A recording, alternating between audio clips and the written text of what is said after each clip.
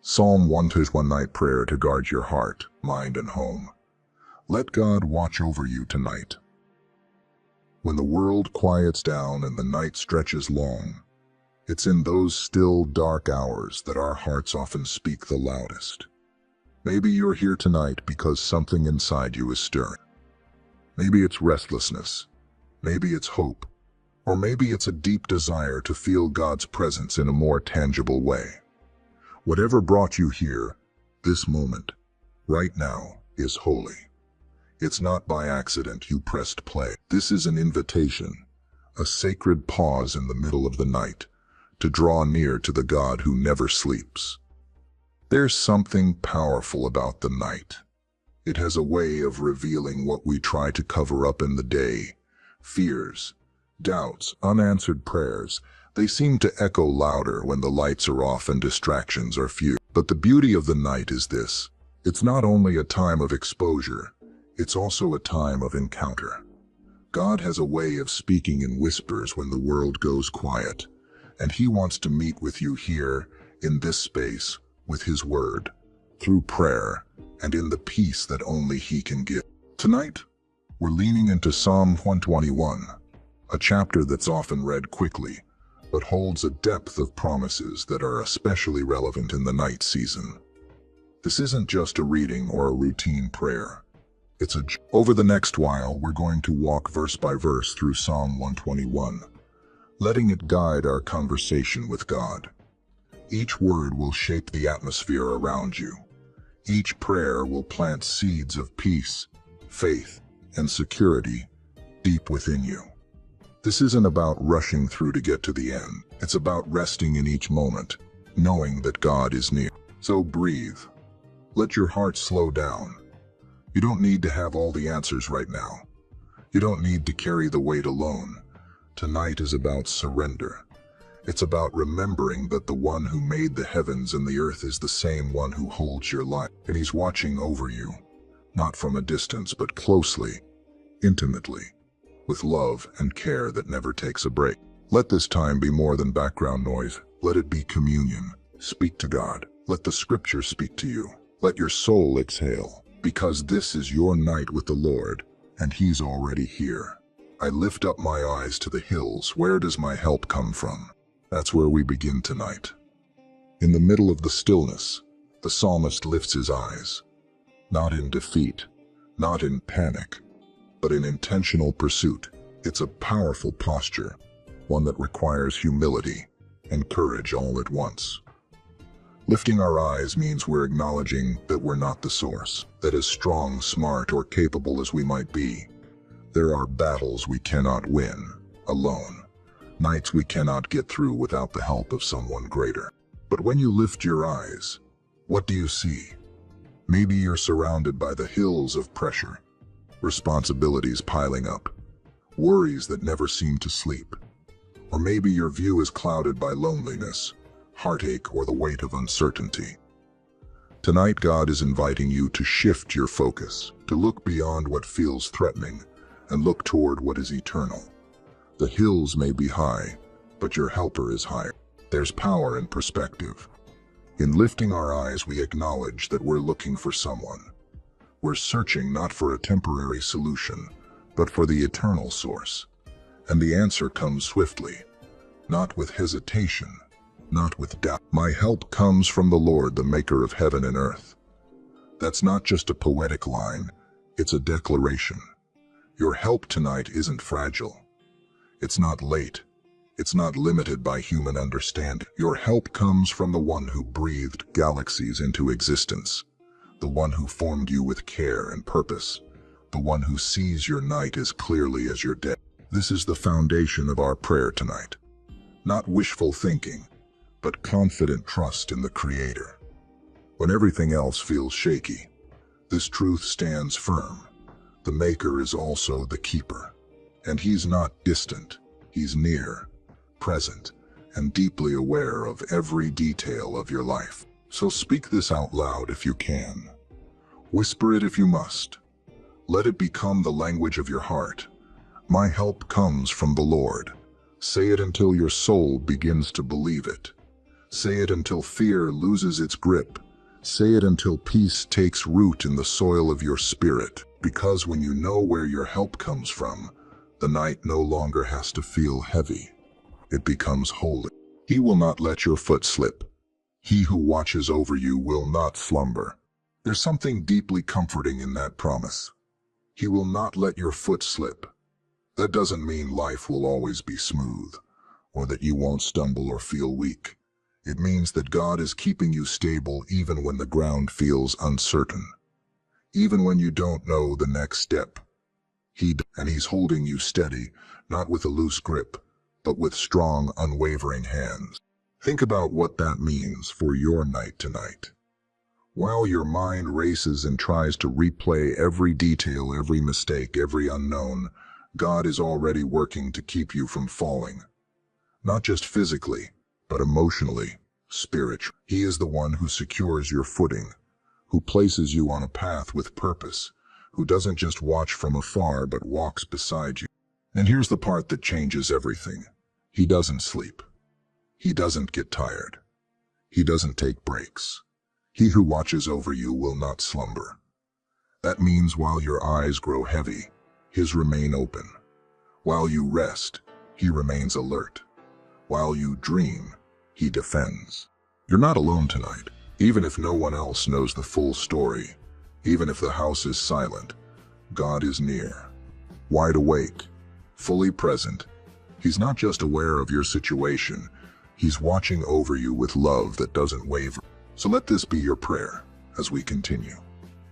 A prayer of trust, a prayer that invites God into the very center of your worry, your fatigue, your fear. Tell him what's on your heart. Be honest. Be real, and then rest in the truth that your feet will not slip. Because your Father is holding you, and he will not let go. Indeed, he who watches over Israel will neither slumber nor sleep. It's repeated, not for emphasis alone, but for assurance. The psalmist is telling us again, God does not sleep. He does not forget. He does not overlook or grow weary.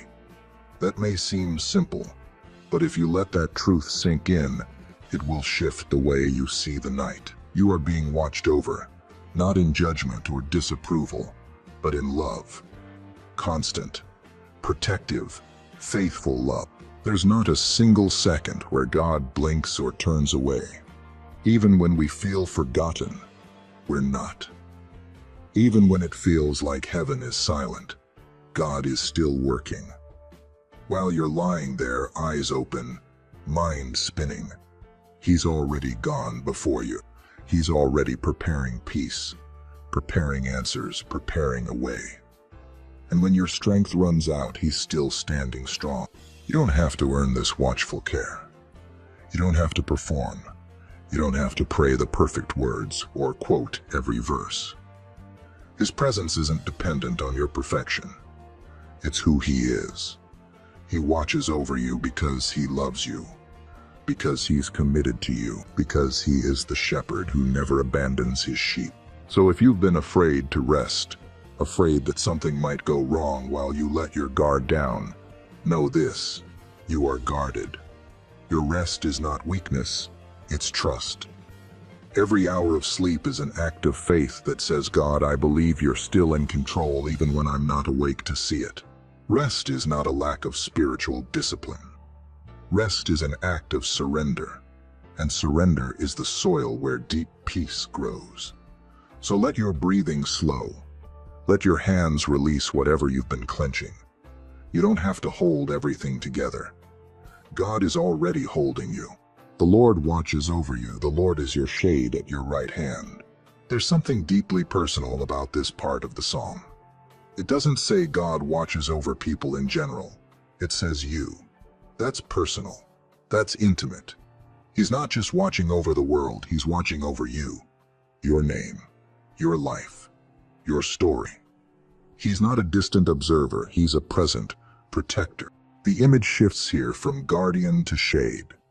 The Lord is your shade at your right hand. In ancient times, the right hand was the place of strength, the side of action. To say that God is your shade at your right hand means he is standing right beside you, covering you, shielding you, and empowering you in the very place where you are most vulnerable and most in need.